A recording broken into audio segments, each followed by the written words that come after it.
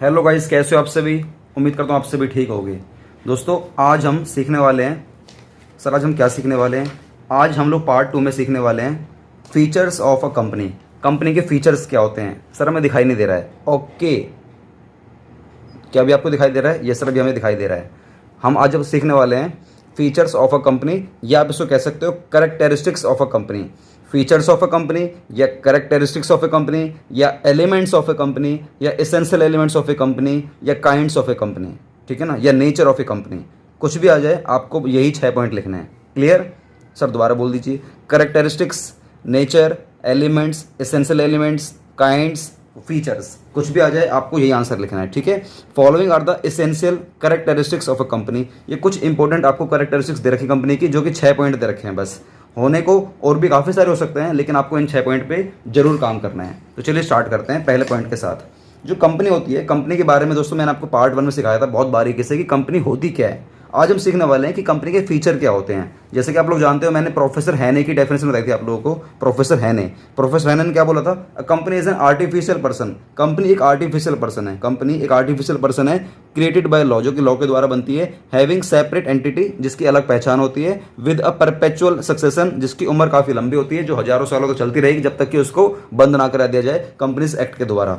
And a common seal, और उसकी company की खुद की कॉमन सील होती है। ये हो भी सकती है और नहीं भी हो सकती, ठीक है ना। तो चलिए काम करते हैं, अभी हम लोग चलते हैं आगे। हम 6 पॉइंटों को सीख लेते हैं। पहला पॉइंट है हमारा सेपरेट लीगल एंटिटी। हालांकि इसी में लिखा हुआ है हैविंग सेपरेट एंटिटी, मतलब डेफिनेशन में ही लिखा हुआ है। प्रोफेसर हैने ने बोला है इसकी सेपरेट एंटिटी होती है, और फीचर में भी लिखा हुआ है। आपको मैं एक बात बताना चाहूंगा दोस्तों, हमेशा एक बात याद रखना, अगर आप लोगों ने किसी भी सब्जेक्ट, किसी भी बुक, किसी भी राइटर की, अगर आप लोगों ने डेफिनेशन को अच्छे तरीके से समझ लिया, तो डेफिनेशन अगर आप लोग समझ लिए ना, तो आप उससे, उस डेफिनेशन के आधार पे आप किसी भी कंपनी की, किसी भी, यार मैं कह रहा हूँ कुछ भी हो, कंपनी हो, बुक हो, कोई चैप्टर हो, कुछ भी हो, आप उसके ना फीचर्स को आप अपने आप ही लिख सकते हो। उसके कैरेक्टरिस्टिक्स को आप खुद ही लिख सकते हो, क्योंकि डेफिनेशन में वो सारी बातें बोली जाती हैं जो कंपनी के फीचर होते हैं। कंपनी के फीचर नहीं, जो उस पर्टिकुलर टॉपिक के फीचर्स होते हैं, वो सारी बातें उस डेफिनेशन में कवर कर दी जाती है। फिलहाल यहाँ पर कंपनी की बात चल रही है, तो कंपनी की डेफिनेशन में कंपनी के सारे जितने फीचर है, सारे के सारे इसके अंदर कवर कर दिए गए हैं। पहला पॉइंट लिखा है सेपरेट लीगल एंटिटी, मतलब आप लोग जानते हो कि कंपनी के मेंबर की अलग पहचान होती है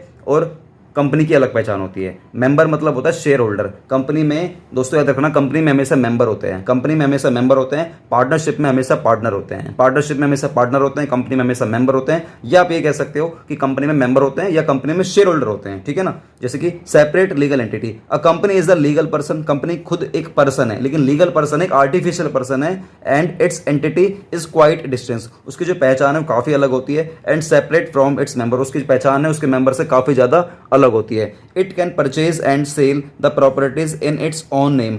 जो कंपनी होती है वो अपने नाम पर, अपने नेम के आधार पर वो किसी भी प्रॉपर्टी को परचेज कर सकती है और किसी भी प्रॉपर्टी को सेल कर सकती है, क्योंकि कंपनी की खुद की एक अलग पहचान है। कंपनी की खुद की एक लीगल पर्सनैलिटी है। इस बात को दिमाग में रखना, ठीक है ना।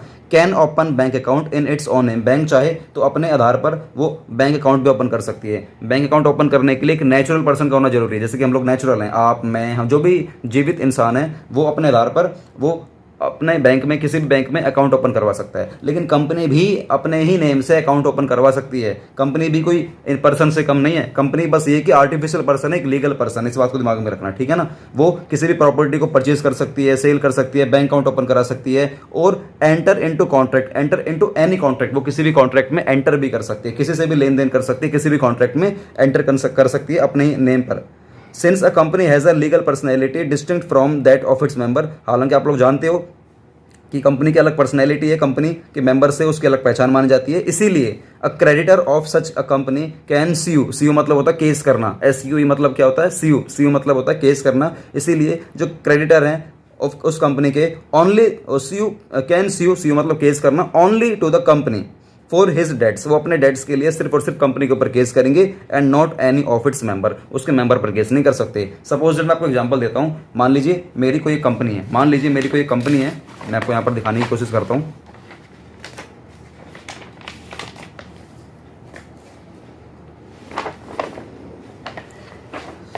हाँ जी, तो ये हमारा पार्ट 2 है, जैसे कि आप लोग जानते हो, ठीक है ना।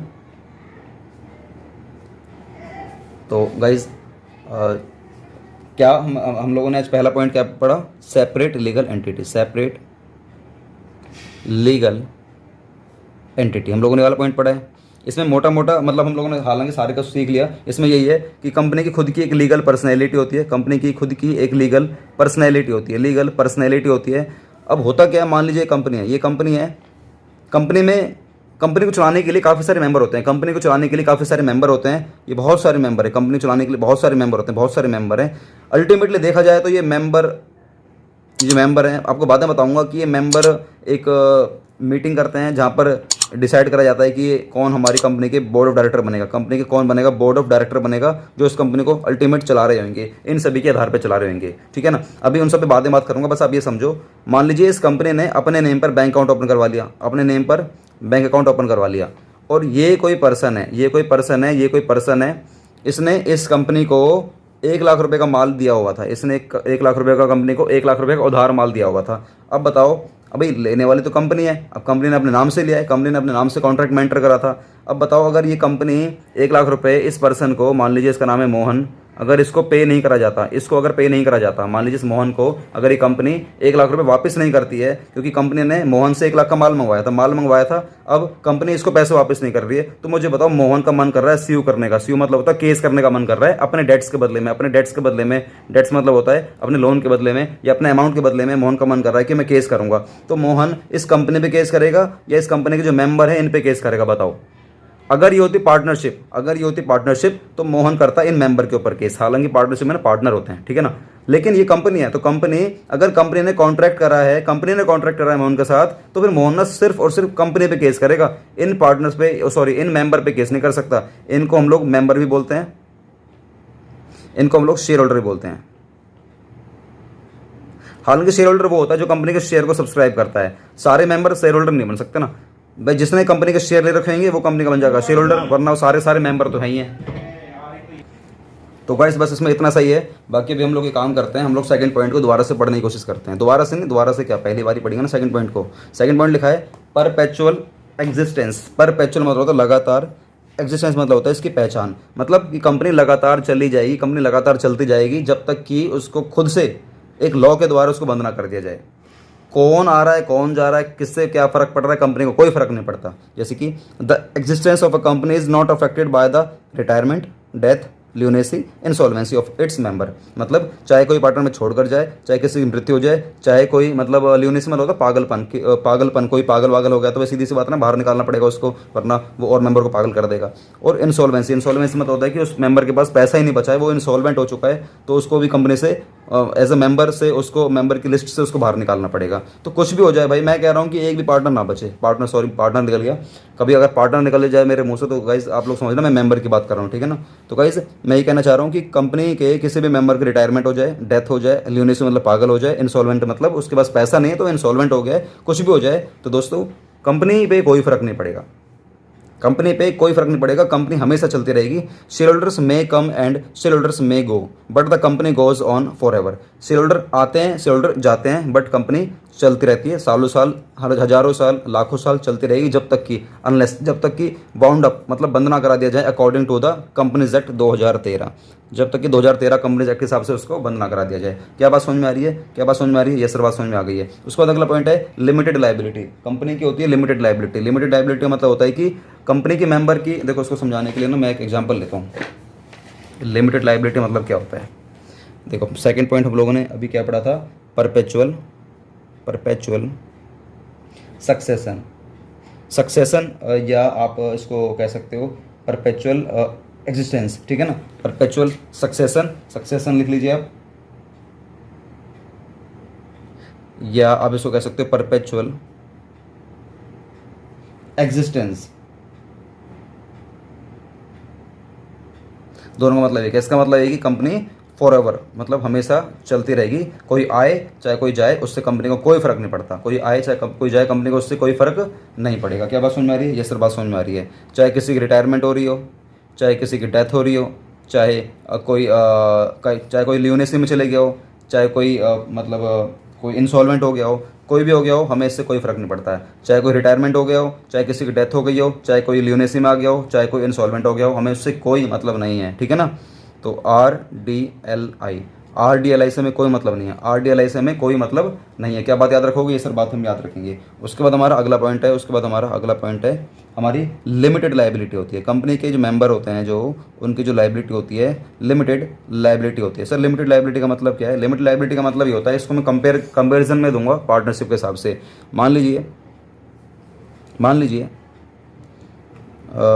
मान लीजिए ये एक छोटा सा एक फर्म है, इस बार फर्म बता रहा हूँ, ठीक है, पार्टनरशिप फर्म बता रहा हूँ।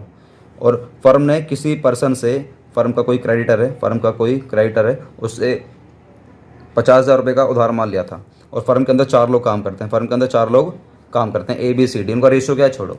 अब मुझे बताओ, क्रेडिटर की जिम्मेदारी बनती है वो किसके ऊपर केस करे? वो सीयू करना चाह रहा है, वो क्रेडिटर केस करना चाह रहा है, मान के चलते हैं फर्म के ऊपर। तो सीधी सी बात है, क्रेडिटर फर्म के ऊपर तो केस कर ही नहीं सकता, तो क्रेडिटर तो इन चारों के ऊपर केस करेगा। लेकिन इन चारों से बोला जाता है, इन चारों का हिस्सा निकालते हैं कि फर्म के अंदर इन चारों का कितना पैसा रखा हुआ है। तो इससे बोला A से, B से, C से, D से। तो A ने बोला भाई मेरा इसमें 12,000 है, B ने बोला मेरा इसमें 8,000 है, C ने बोला मेरा इसमें 15,000 है, और एक ने बोला, D ने बोला मेरा इसमें 5,000 है। तो टोटल अगर करा जा रहा है तो दोस्तों ये बन रहा है 12, 8, 20 और 15, 35 और 5, 40,000। मतलब ये कि क्रेडिटर को 50,000 रुपये चाहिए, लेकिन इनके पास फर्म के अंदर कितने रुपए? मात्र 40,000 रुपये रखे हैं। लेकिन क्वेश्चन ये है कि क्रेडिटर तो मानेगा नहीं, क्रेडिटर तो बोलेगा मुझे 10,000 रुपये और दो। तो 10,000 रुपये कौन देगा? 10,000 रुपये चारों ही देंगे, अपने घर से लेकर आएंगे। मतलब घर से भी पैसे लेकर आने पड़ते हैं, घर के जो बर्तन है ना, घर के टीवी है, घर का जो सामान है ना, वो भी बेचना पड़ जाता है कभी कभार, तो अगर क्रेडिटर पूरी पेमेंट नहीं होती है तो वो एक अलग बात है। क्रेडिटर का मान गया कि चलो कोई बात नहीं यार, तुम लोग वैसे ही फटेली हालत में हो, तुम 40,000 ही दे दो, कोई दिक्कत वाली बात नहीं है, तो एक अलग बात रहेगी। लेकिन अगर क्रेडिटर चाहे तो पूरे 50,000 रुपये ले सकता है। 40,000 तो ये फर्म में से निकाल के देंगे, फर्म के अंदर जो पैसा रखा हुआ है, और बाकी 10,000 रुपये जाओ अपने घर से लेकर आओ, अपने रेशो में लेकर आओ। कैसे लाओगे मुझे नहीं पता, लेकिन लेकर आओ। लेकिन मान चलो ये फर्म नहीं है, अब ये कंपनी है। अब ये फर्म नहीं है, अब क्या है ये? अब ये कंपनी है। और ABCD ने, अब ABCD मेंबर है उस कंपनी में, कितने रुपए के? मतलब 12,000 के, 8,000 के, 15,000 के, 5,000 के। और मान के चलते हैं केस वही है, और कोई क्रेडिटर है 50,000 रुपये का, और क्रेडिटर ने केस कर दिया कंपनी के ऊपर। भाई यहाँ पर तो पार्टनरशिप में क्या था, क्रेडिटर फर्म के ऊपर केस नहीं करते हैं, फर्म डायरेक्ट, ये क्रेडिटर डायरेक्ट किस पे केस करेगा? उनके पार्टनर पे केस कर देते हैं, उनको डायरेक्ट पार्टनर पे केस कर देते हैं। लेकिन कंपनी में ऐसा नहीं होता, कंपनी में क्रेडिटर फर्म पे केस करता है। कंपनी में जो क्या होता है, क्रेडिटर होता है वो फर्म पे केस करता है, उसके ऊपर कंपनी पे केस करता है। जो क्रेडिटर होता है वो हमारी सीधा कंपनी पे केस करता है। अब कंपनी के मेंबर की जिम्मेदारी होती है उस पैसे को दिया जाए, लेकिन कंपनी के मेंबर उतना ही पैसा देंगे जितना उनका अनपेड बैलेंस होगा। सर अनपेड बैलेंस का मतलब क्या होता है? भाई आपको ना बारीकी से बताऊंगा, अभी थोड़ा सा ना क्लियर नहीं हो पाएगा। ये जो मेंबर बनते हैं ना, ऐसे नहीं बनते, ये कंपनी के शेयर को खरीदते हैं। सर शेयर क्या होता है? शेयर मतलब होता है कि कंपनी का छोटा छोटा हिस्सा। मतलब मान लीजिए कंपनी के पास इतने सारे पेन हैं, 1, 2, 3, 4, 5, 6, इतने सारे पेन है कंपनी के पास। सर ये पेन सेल है, अरे पेन मान लो ना, क्या दिक्कत है? तो कंपनी के पास 6 पेन है। इसका मतलब है कि कंपनी के, अगर मान लीजिए मैंने 3 पेन खरीदने के लिए मैंने बोला हुआ है कि 3 पेन में मेरा हिस्सा है, 2 पेन में एक बंदे का हिस्सा है, 1 पेन में एक का हिस्सा है। तो इसका मतलब है कि मैंने 3 शेयर लिए हुए हैं, आपने 2 शेयर लिए हुए हैं, एक ने 1 शेयर लिया हुआ है। अब ये 3 पेन, ये सभी 5-5 रुपए के हैं, 5, 5, 5, 5, 5। इसका मतलब 15 रुपए के 3 पेन हो गए, ये 15 रुपए के हो गए, ये 10 रुपए के हो गए, ये 5 रुपए के हो गए। अब 15 रुपये में मान लीजिए मैंने कंपनी को 12 रुपये दिए हुए हैं, कंपनी को मैंने 15 रुपये में मैंने 12 रुपये दिए हुए हैं। तो बताओ मुझे कंपनी को कितने रुपये देने हैं? मुझे कंपनी को सिर्फ मात्र 3 रुपये देने हैं बस। तो मेरी जो लाइबिलिटी है ना, उसे बोलते हैं लिमिटेड लाइबिलिटी। उसे क्या बोलते हैं? Limited liability. मेरे को कंपनी को सिर्फ 3 रुपये देने, मात्र 3 रुपये। उसके बाद ये 10 रुपये के पेन है, तो जो B मेंबर है उसने मान लीजिए 8 रुपये दे रखे हैं, तो जो B मेंबर है ना उसको मात्र 2 रुपये देने होंगे। ये 2 पेन 10 रुपये के हैं ना, मैंने 8 रुपये दिए हुए हैं। तो जो B मेंबर है आने वाले टाइम में, भविष्य में, वो मात्र 2 रुपये देगा कंपनी को, उसके बाद 1 रुपया भी नहीं देगा। तो मैं 3 दूंगा, ये 2 देगा, और इसने तो पूरे पैसे दे रखे थे। तो कहने का मतलब ये है कि मेरी जो लाइबिलिटी है वो 3 रुपये की है, और जो B मेंबर है उसकी लाइबिलिटी मात्र 2 रुपये की है। अब चाहे कंपनी के ऊपर जो लाइबिलिटी है चाहे आ जाए 50 रुपये की, चाहे 100 रुपये की, हम लोग मात्र देंगे 3 रुपये, और B जो है मेंबर वो देगा मात्र 2 रुपये। क्या बात समझ में आ गई? ये सर बात समझ में आ गई है। तो आप यहाँ पर देख सकते हो, limited liability. The liability of the shareholder of a company is limited to the unpaid value of a share. Unpaid value, जो भी अनपेड अमाउंट है ना, वहीं तक की उसकी लाइबिलिटी लिमिटेड रहेगी। For example, if the face value of a share of a company is ₹10, कोई कंपनी का एक शेयर 10 रुपये का है, and a share holder has already paid ₹8 पर शेयर, उसने 8 रुपये ऑलरेडी दे दिए हैं, तो he can be called upon two पे नॉट मोर देन ₹2 पर शेयर। उससे 2 रुपये ज़्यादा नहीं मंगवाया जाएगा। अगर 10 रुपये का शेयर है, उसने 8 रुपये दे रखे हैं, तो उससे सिर्फ मात्र 2 रुपये ही मंगवाए जाएंगे। वो कंपनी की मर्जी समझिए 2 रुपये कब मंगवाने हैं। ये चाहे खुद से दे सकता है, लेकिन कंपनी चाहेगी तभी पैसा मंगवाएगी। कंपनी चाहती है तभी पैसा आएगा, ये मेंबर कभी खुद से पैसा देता नहीं है। कंपनी चाहेगी 2 रुपये तभी पैसा दिया जाएगा, अगर कंपनी नहीं चाहेगी तो ये बंदा 2 रुपये नहीं देगा। सर इसका मतलब 2 रुपये देगा ही नहीं भाई, कंपनी पागल थोड़ी ना, कंपनी तो मांगेगी, लेकिन कंपनी इंतजार करती है एक सही वक्त का, तभी पैसे मांगती है, याद रखना हमेशा के लिए, ठीक है। उसके बाद कॉमन सील। कॉमन सील मतलब होता है कंपनी का ऑफिशियल सिग्नेचर। कंपनी का ऑफिशियल सिग्नेचर मतलब कंपनी की ऑफिशियल स्टैंप होती है, मतलब ठप्पा बोलते हैं इसको, दैट्स इट।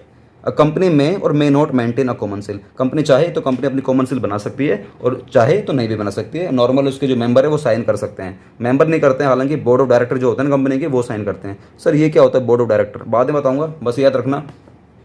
अगर एक कंपनी में 1000 लोग हैं तो हज़ारों की सहमति ना ली जाए तो उन हज़ारों में एक ऐसी वोटिंग करवाई जाती है, तो उसमें से 10-15 लोग डिसाइड कर लिए जाते हैं कि ये 10-15 लोग हमारी कंपनी के बोर्ड बनेंगे, बोर्ड ऑफ डायरेक्टर बनेंगे, जिसे बोलते हैं BOD। तो वो 15 लोग ही, या वो 10 लोग ही, वो 5 लोग ही, वो 8 लोग ही, वो 7 लोग ही, अगर उन 7 लोगों ने डिसाइड कर लिया कि हाँ भाई इस कंपनी में ये काम होना चाहिए, मतलब होना चाहिए, तो अगर उन 7 लोगों ने डिसाइड कर लिया ना, तो ये माना जाएगा तुम 1000 लोगों ने मान लिया है, ठीक है ना। तो वो जो बोर्ड ऑफ डायरेक्टर होता है ना, वो 1000 लोगों की वोटिंग पावर से ही बनाया जाता है। जैसे कि हमारे समाज में होता है ना, हम हमारे यहाँ का MLA बनाते हैं, हम यहाँ हमारे यहाँ का विधायक बनाते हैं, पार्षद बनाते हैं, तो हम सभी मिलकर बनाते हैं। तो वो जो विधायक काम करने की सोचेगा वही काम माना जाएगा, हम सभी चाहे फिर कुछ भी कहते रहें। तो ऐसे ही होता है। तो कंपनी में और may not have maintain common seal. If it has a common seal it is affixed. Affixed मतलब होता है लगाना to all the important document of the company. Company जितने भी इंपॉर्टेंट डॉक्यूमेंट है फिर उसी को उस पर लगाया जाएगा। अगर कंपनी के पास सिग्नेचर नहीं है अपना खुद का, तो उसके जो बोर्ड ऑफ डायरेक्टर हैं वो साइन कर दिया करेंगे। अगर उसके पास लगता है कि कंपनी के पास कॉमन सील है तो फिर हर डॉक्यूमेंट पे कॉमन सील स्टैंप लगाया जाया करेगा। Clear? Yes sir clear. 5th, transferability of shares. Transferability of shares.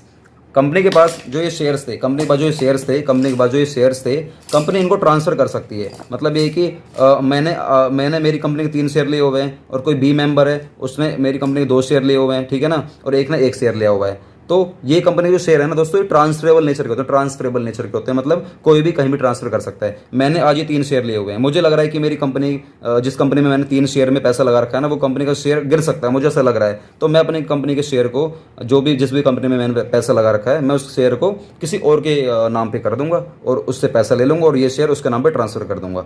तो दोस्तों मैं अपने शेयर को ट्रांसफर कर सकता हूँ, लेकिन कुछ शेयर ऐसे होते हैं जिनको मैं शेयर ट्रांसफर नहीं कर सकता हूँ। कुछ कंडीशन होती हैं, तो वो सभी आप लोग बाद में सीखने वाले हो, ठीक है ना। कुछ होते हैं, वो क्या होते हैं बाद में सीखोगे, भाई आप लोग बहुत छोटी क्लास में हो। The capital of the company is divided into parts. पहले इसका मतलब समझ लो, उसका मतलब क्या है। Capital of the company is divided into parts, इसका मतलब क्या पहले समझाऊंगा आप लोगों को। उसे बोलते हैं shares. These shares are freely transferable subject to certain condition. कुछ कंडीशन होती है तभी आप लोग इनको फ्रीली ट्रांसफर कर सकते हो, वरना कुछ कंडीशन लग जाती है, आप शेयर को ऐसे ट्रांसफर नहीं कर पाओगे। हालांकि कुछ शेयर ऐसे हैं जो आप फ्रीली ट्रांसफर कर दोगे, किसी की परमिशन लेने की जरूरत नहीं है, लेकिन कुछ शेयर ऐसे होते हैं जिसमें कुछ कंडीशन लग जाती है, आप तभी शेयर ट्रांसफर कर सकते हो। आप बारीकी से बाद में सीखोगे इसका मतलब क्या होता है, लेकिन फिलहाल आप ये सीख लो शेयर का मतलब क्या होता है। The capital of the company is divided into parts. Company की कैपिटल को मैं पार्ट्स में डिवाइड कर दूंगा। सर इसका मतलब क्या हुआ? इसका मतलब यार ये हुआ, मैं कंपनी की कैपिटल को पार्ट्स में डिवाइड कर दूंगा। कैसे करोगे सर? कैसे करोगे सर? दिखाता हूँ कैसे करूँगा। मैं कंपनी की कैपिटल को डिवाइड करूँगा पार्ट्स में। कंपनी कैपिटल है मान के चलो 1 लाख रुपए की।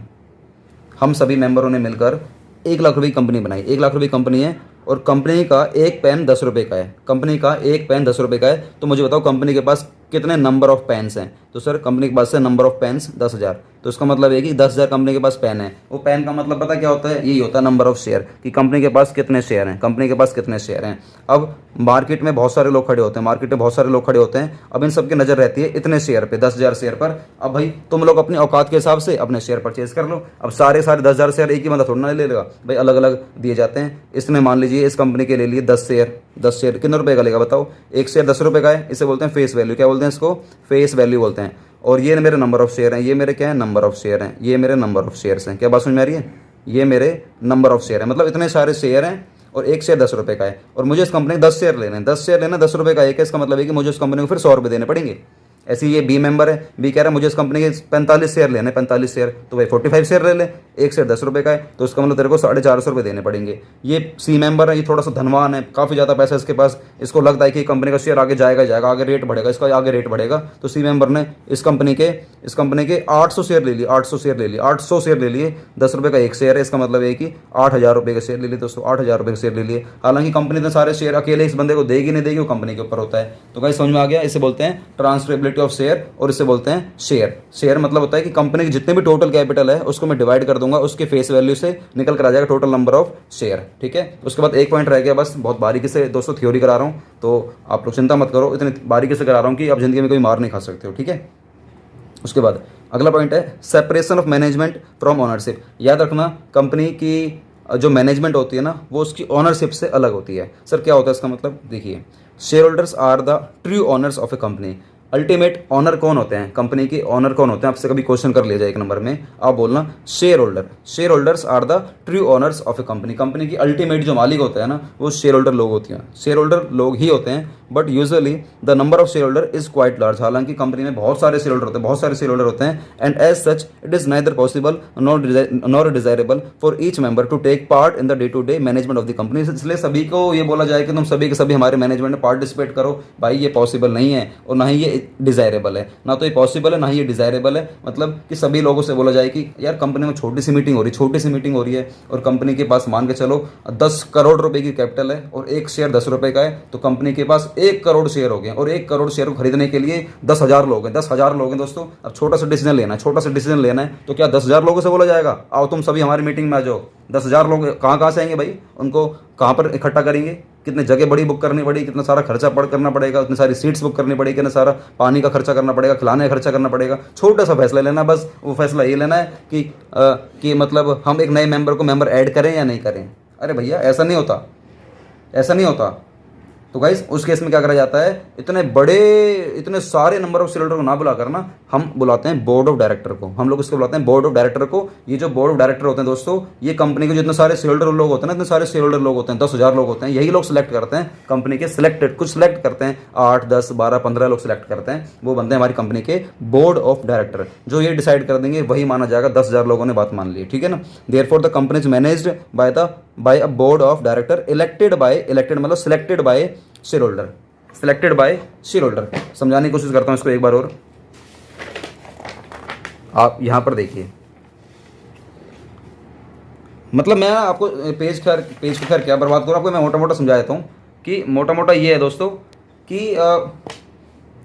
एक कंपनी में बहुत सारे शेयर हो सकते हैं, बहुत सारे शेयर मतलब बहुत सारे शेयर हो सकते हैं, और उनको खरीदने वाले बहुत सारे लोग हो सकते हैं, बहुत सारे लोग हो सकते हैं। और अगर सभी से ही बोला जाए कि तुम सभी मीटिंग में आओ, भाई सभी के सभी मीटिंग में कैसे आ जाएंगे? मान के चलो 4,000 लोग हैं, 4,000 लोग हैं और छोटा सा कोई फैसला लेना है, तो क्या 4,000 लोगों को बुलाया जाएगा? नहीं ना।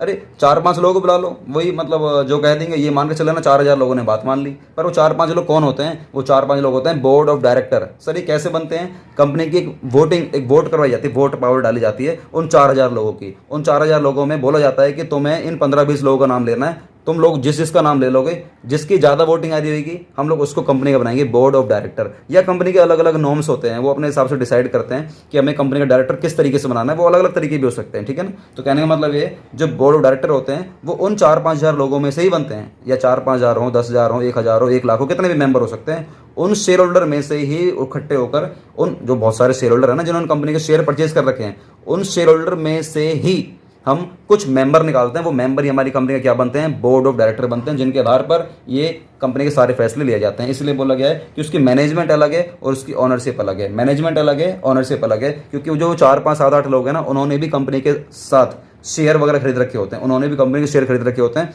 तो जब वो फैसला लेंगे तो ये सोच के लेंगे कि हम लोग कंपनी के मैनेजमेंट को चला रहे हैं, हम लोग कंपनी के मैनेजमेंट को चला रहे हैं। तो इसका मतलब मैनेजमेंट अलग है और उनकी जो खुद की ओनरशिप है वो अलग है। मैनेजमेंट अलग है और ओनरशिप हमारी अलग है। तो गाइस बात समझ में आई?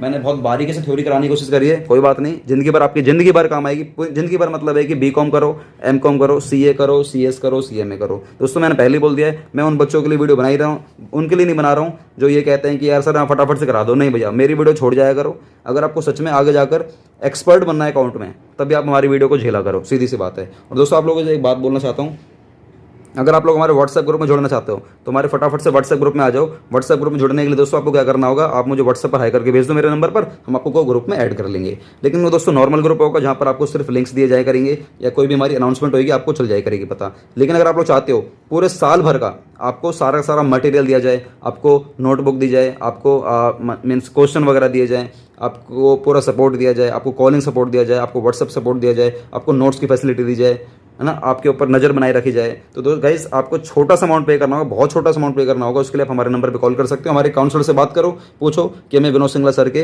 अकाउंट्स वाले पूरे 1 साल के मेंबरशिप में मेंबर बनना है, तो हम किस तरीके से मेंबर बन सकते हैं। तो आप लोग हमारे सीट को, हमारे शेयर को आप लोग अभी सब्सक्राइब कर लो, हमारे शेयर को आप लोग परचेज कर लो और हमारी कंपनी के बन जाओ शेयर होल्डर 1 साल तक के लिए, और आप हमारी कंपनी के बन जाओगे शेयर होल्डर। जैसे आप लोग हमारी कंपनी के शेयर ले लोगे, मतलब 1 शेयर ले लेना, 1 शेयर मतलब 1 सीट ले लेना, उसका प्राइस क्या होगा आपको चल जाएगी पता, उसका फेस वैल्यू क्या होने वाला आपको चल जाएगी पता। कॉल करो, पूछो कि हमें सर के अकाउंट्स की 1 सीट का मेंबर बनना, तो उसकी फेस वैल्यू क्या है बताओ सर, प्राइस बताओ क्या है, हमें वो अमाउंट पे करना है और 1 साल तक का पूरा एक्सेस हमें लेना है, सर की सारी फैसिलिटी लेनी है और सर से पढ़कर हमें अकाउंट्स में एक्सपर्ट बनना है। पूछो, फटाफट से कॉल करो, पूछो, पूछने में कोई बुराई नहीं, कोई पैसा नहीं लगता है, फ्री है पूछना। और गाइस आपको जुड़ना है, जुड़ना पेड वाले में, वरना फ्री वाले में जुड़ने के लिए मुझे व्हाट्सएप पर हाई कर दो, फ्री में तो कोई भी जुड़ सकता है। वंदे मातरम, जय हिंद, मिलते हैं पार्ट नंबर 3 के साथ।